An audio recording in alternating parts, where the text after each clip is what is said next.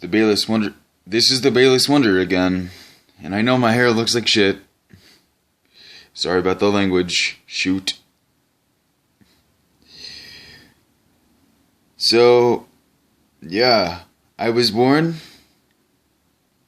to a mom that didn't really know what cerebral palsy was. Believe it or not, I have that. The people who know me realize I'm in a wheelchair, but they don't know why, and that is why. But, besides the point, my birth date exactly to this day is, well, from my recollection, is 2899. I was born preemie, or premature, and I was in the NICU because I couldn't really breathe. What else can I say? Well, let's fast forward a year and 6 months later, when I was 18 months old. I was diagnosed with cerebral palsy, and the doctor was a total idiot because he said that I would pretty much be a vegetable. I couldn't walk, I couldn't talk, I couldn't do anything. That my mom and dad were going to have to help. And at that point in their lives, they were both 20 years old. Yeah. I'm pretty sure my mom smoked weed during her pregnancy. That's why I'm disabled. It could just be the poor oxygen flow. And cerebral palsy for me basically means can't walk very well. So ever since then, my mom was going through a rough patch in her life, not path. What the hell? Okay. Sorry. Got a little tongue tied there. And she basically gave me to my grandparents, and it was pretty awesome having my grandpa, because he was pretty much my dad, even though I have a dad, and he's pretty awesome, even though he doesn't spend time with me anymore, and even when we do, it's only for a couple hours, and it's not enough. And I honestly want to be with him. I want to have a game of catch with him. I want to hang out with him. I want to fish with him. I want to do everything that normal kids do. But my grandpa helped me out because he tried to do what was best for me, whether it would be helping me out, getting me ready for school, whether it be taking me on cross-country road trips during the summer. And when I was 6, he was diagnosed with lung cancer, and the month he was diagnosed, he pretty much, that was his last thing sorry.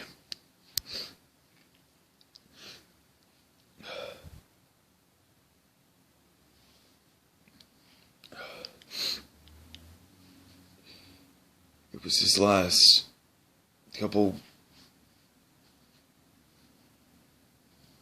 Sorry, I had a fuzz on my face, and I didn't like it.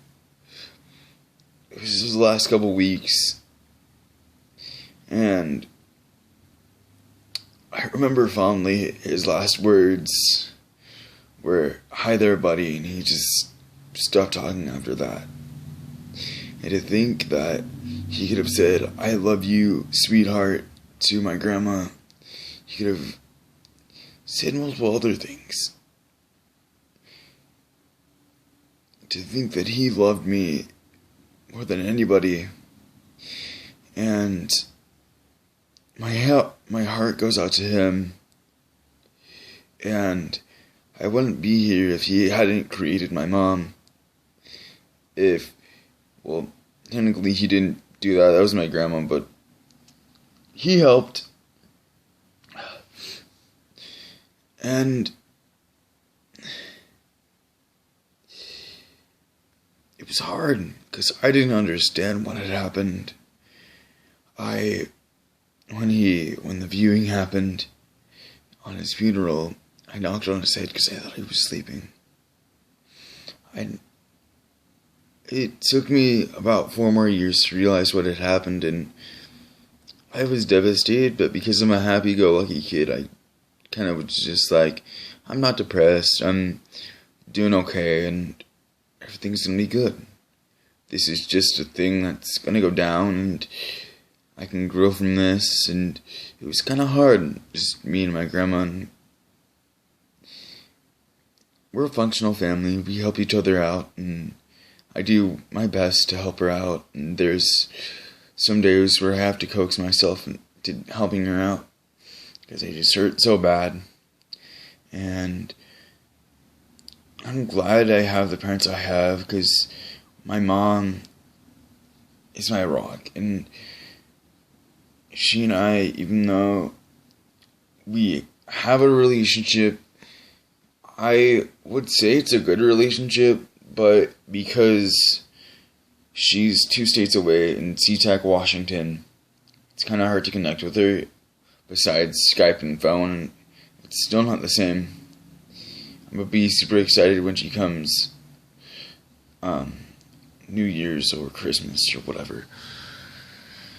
And let's just say when I was 3, let's back it up, my mom got remarried because she broke up with my biological dad. They got a divorce when I was 2, and my dad was in the service, so he couldn't really do anything, so they broke up over the phone. And then, a year later, my mom met Mike, and in the book of Supreme Douches, he is number 1. And I'm not just saying that to say that. Okay, so, first of all, he's an excellent con man. He can do whatever he wants to get anything he wants. Sorry if I shake, or if the camera goes like this. Can't really talk without having a panic attack at the same time. I've kind of been traumatized. And at first, Mike was awesome. Sorry, it's something in the corner of my mouth. And, yeah, it was pretty cool. He took me fishing, took me to ball games, took me to the batting cages, did anything a kid would ask for from a dad. And they were together for 8 years, and then they had a fight, and during that fight, I was in the corner for 4 hours in that dank apartment. Well, it wasn't necessarily dank, it was just really gross. And I would always get sick when I was there. And there was this one time, I think I was like 9 or 10. We went up for ice cream, and they took me away from the only home I've ever known and said, "Oh, you're living with us." And I thought, okay, cool. I'm going to live with Mom, and I'm going to live with Dad. It isn't that bad. And I hadn't realized I'd been kidnapped because I never knew what that was. And I think the worst thing of it all was that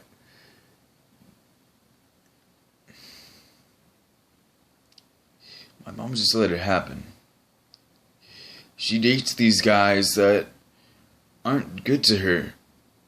Her last husband beat her up, and then got her hooked on methamphetamine, beat her up again, and now he's in jail. His son probably won't know who his dad is now, because he's going to be in jail for like 5 years. And same thing with my brother Eli. He doesn't know what went down, but he's traumatized. He's kind of traumatized now because the guy I was talking about earlier, Mike, the king of douches, is taking care of him. They smoke marijuana, they steal, they cheat, they lie. They're pretty much...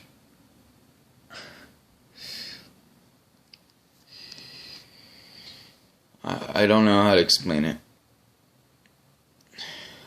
I just don't know. There's been a lot of bull in my life, and I bottle up my emotions, and it physically hurts, and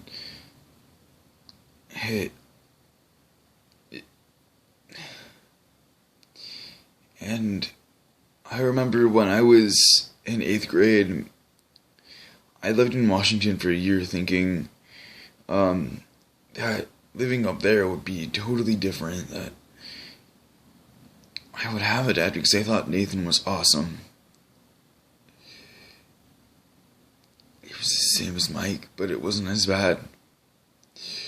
I remember one time I got in trouble and I was forced to stay outside for like 6 hours, and I waited till Mom got home. I was cold and I was hungry and I had to go to the bathroom, and I know that's a TMI, but it's true. And I was so depressed that I tried to commit suicide on several different occasions, but I had to take care of my brothers. And I was so sick of just eating whatever countless times, whether it be Top Ramen, Henko chicken, which was actually pretty good, or whatever else. And because of how depressed I was, I didn't eat. And I want to let you guys know that this is my story. I know it's sad. And I know it might be like, oh, that's not even me. I don't even fucking care. And sorry about the language, but it's just so hard knowing that I have a purpose and I don't know what it is. And I want to be there. I want to be there for everybody, and I want to stick around, help you guys out and whatever. So if there's anything, leave it in the comments below. I know this video is kind of long, considering my other ones are like 5 minutes, but I want to let you know that I don't exactly know what you guys are going through.